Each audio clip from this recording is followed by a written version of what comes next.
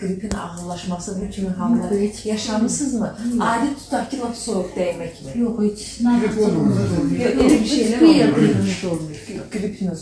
Bu kəskin şəkildə qalxanvari vəzinin funksiyalar pozğunluğuna, dərdədə ultra səs müayinəsindən keçib böyük bir şikayətlər olub və müayinəyə əsasən müayinənin nəticəsində bizə müraciət edib. Hal-hazırda xanımın şikayəti çiyinlərində olan kəskin ağrıdır və yuxu pozğunluğudur. Bu iki narahatçılıq ön plandadır, amma dəfələrlə soruşdum yenə də özdə desin, heç bir qrip, soyuq dəymə bu kimi halları yaşanmayıb.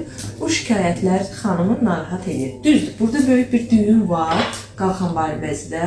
Zaten sizə bərdədə də deyiblər, biz də deyirik. Düyün nə boyda olur olsun, ölçüsündən asılı olmayaraq, lap kiçik həcmdə olanda yox, nisbətən böyük ölçülərdə olanda biz bütün düyünləri, nəinki qalxanvari vəzidə olan, dəridə, toxumada, harada olur olsun, adi ziyir deyirik, bunlar da törəmə hesab olunur. Bunların hamısı biopsiyaya göndərilir.